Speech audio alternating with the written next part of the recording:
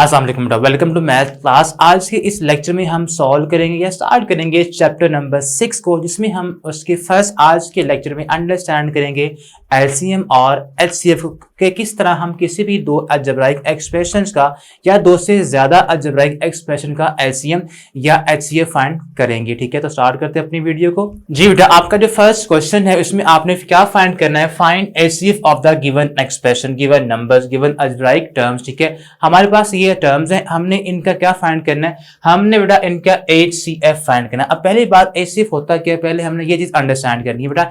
HCF आपका highest common factor होता है कि आपके पास दो टर्म्स इन्वॉल्व हैं। ठीक है, आपने देखना ये है कि उन दोनों टर्म्स में से या उन दो नंबर्स में से कौन सा ऐसा नंबर है या कौन सी ऐसी टर्म है जो हाईएस्ट पावर की कॉमन हम निकाल सकते हैं। तो इसी को बेटा हम क्या बोलते हैं? इसी को हम बोलते हैं एचसीएफ। ठीक है, तो हम पहले क्या करेंगे, हमें गिवन क्या है 39x⁷ y³ and z and 91x⁵ y6 and z⁷.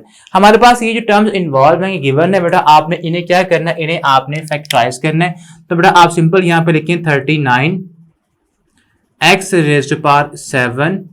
y3 and z। तो बेटा आपके पास नंबर क्या है? 39। तो 39 का बेटा आप करेंगे प्राइम फैक्टराइज। ठीक है, तो इसकी जो अगर प्राइम फैक्टराइजेशन अगर हम करें तो वो बनती है 3 × 13। ठीक है, ये बनती है। अब उसके बाद हमारे पास है x⁷. तो बेटा प्रॉपर वे तो ये होता है कि आप क्या करें, जितनी बार नंबर एक उसकी पावर होती है आपने उस नंबर को उतने टाइम ही मल्टीप्लाई करना होता है अपने साथ। ठीक है, तो यहाँ पे x⁷ है, तो आप क्या करेंगे? मल्टीप्लाई करेंगे x को अपने साथ ही 7 टाइम। ठीक है, 1 2 3, उसके बाद क्या लेंगे 4 5 6 एंड 7। ये आपने बेटा इस तरह से इसी x को 7 टाइम अपने साथ ही करना मल्टीप्लाई। देन है y³। तो आप y³ का मीनिंग ये है कि अब आप y को 3 टाइम करेंगे अपने साथ मल्टीप्लाई, y एंड y, और z 1 टाइम, तो आप सिंपल z लिखेंगे इस तरह से। ठीक है, नेक्स्ट हमारे पास क्या है? नेक्स्ट हमारे पास है 91 x⁵ 5 y⁵ एंड z⁵7। ठीक है, अब 91 क्या होता है? 13 7 या 7 13 7 × 13। उसके बाद नेक्स्ट हमारे पास आएगा बेटा x⁵ है, तो आप x को 5 टाइम करें मल्टीप्लाई अपने साथ ही, 1 2 3 4 एंड 5। इसके बाद नेक्स्ट है y⁵, तो y को आप करेंगे 6 टाइम, 1 2 3 4 5 एंड 6। और उसके बाद z⁵7, तो z को बेटा आप 7 टाइम करेंगे। यहां पे आएगा z 1 2 3 4 5 6 एंड 7। ठीक है, ये बेटा आपने इस वे में इनको लिखना होगा। ठीक है, अब आपने क्या करना है? अब बेटा आपने जो इनमें कॉमन है दोनों के अंदर टर्म्स, वो बेटा आपने कॉमन लेनी है। ठीक है, आप कॉमन कौन कौन सी नंबर्स की बात करें, 13 यहाँ पे कॉमन आ रहा है, तो बेटा आपने 13 को यहाँ पे लिखना है कॉमन। ठीक है, इसको आपने सर्कल करना है इस तरह से। ठीक है, उसके बाद एक ये x कॉमन आ रहा है, ये x भी कॉमन आ रहा है, इसके बाद इस x को भी आप कॉमन निकाल लें। ठीक है, नेक्स्ट ये है, उसके बाद इसको बेटा आप कॉमन ले लें। नेक्स्ट x सारे ऑक्यूपाई हो चुके हैं इनके साथ। अब y को आप देखिए बेटा, y एक तो ये कॉमन आ रहा है। ठीक है, इस y को बेटा आप इस किसी एक y के साथ कॉमन ले लें। ठीक है, और इस y को भी आप किसी एक y के साथ कॉमन ले लें। ठीक है, अब ये y बच गया है, तो इसको भी बेटा आप किसी एक y के साथ कॉमन ले सकते हैं। ठीक है, इस तरह से। ठीक है, नाउ अब z ऊपर एक ही है, तो किसी एक z के नीचे पेयरिंग आप करने इसके साथ। ठीक है, तो ये बेटा आपके पास z की पेयरिंग हो चुकी है। अब देखें जो भी आपके पास ये पेयर आए हैं, ठीक है, इनको बेटा आपने मल्टीप्लाई करना। ठीक है, यानी कि आपके पास 13 है कॉमन, तो बेटा HCF हमारे पास क्या आएगा? HCF इज इक्वल टू आएगा, एक 13 आ रहा है नंबर्स में से 13। उसके बाद अगर आप टर्म वेरिएबल्स की बात करें तो x हमारे पास है, ये पेयर आपके पास एक है, इसका बेटा आप एक x लिखेंगे। ठीक है, इस पेयर का आप कॉमन क्या है? एक x कॉमन है इसमें भी और इसमें भी, तो आप इसको 1 टाइम लिखेंगे पेयर को। ठीक है, इसको, इसके बाद सेकंड और ये थर्ड और 4 और ये 5, कितने x हैं? 1 2 3 4 5 x कॉमन आ रहे हैं, 1 2 3 4 एंड 5। देन y की बात करें तो y थोड़ा 3 कॉमन आ रहे हैं, 1 2 3 और z बटा एक ही है तो वो एक कॉमन आ रहा है। ठीक है, अब देखें यहाँ पे हमारे पास, अब इसको आप मल्टीप्लाई दिखेंगे वेरिएबल्स को। ठीक है, तो 1 2 3 4 5 है तो x रेज पावर 5 हो जाएगा। y 3 टाइम है तो y रेज पावर 3 हो जाएगा और z हमारे पास सिंपल 1 टाइम है तो z हमारे पास सिंपल आएगा। ये बड़ा हमारे पास होता है एचसीएफ। ठीक है, हमने क्या किया है, आपने सिंपल जो भी आपके पास वेरिएबल नंबर्स को तो आप सिंपल सॉल्व कर लेंगे। ठीक है, जो कॉमन आता है उसको आप करें सर्कल और इसको 1 टाइम लिखें तो आपके पास वो क्या आ जाएगा, वो नंबर्स में से कॉमन आ जाएगा। ठीक है, वेरिएबल्स की बात करें तो वेरिएबल्स में आप डायरेक्ट भी फाइंड कर सकते हैं। किस तरह से, देखें आपकी जो मिनिमम पावर होती है ना, जो सबसे छोटी पावर होती है दोनों में, एक्स की, वाई की या जी की, वो बड़ा आपने यहां लिखनी होती है। लुक यहाँ पे क्या है, एक्स रेज़ टू पावर 5, यहाँ पे क्या है, एक्स रेज़ टू पावर 7। तो पावर जो छोटी वो कौन सी है, एक्स रेज़ टू पावर 5, वही तो लिखी है हमने। यस, इसके बाद नेक्स्ट y की बात करें तो यहाँ y3 है और यहाँ y6 है, तो जो कम पावर है y3 बेटा वो यहाँ कॉमन आएगी। Next y raise to power z raise to power 7 और simple z raise to power 1, तो कॉमन क्या आएगा, similar small power z raise to power 1। तो ये बेटा आपने इस तरह से चेक कर लेना है कि आपने जो वर्किंग की है वो बिल्कुल ठीक ही है।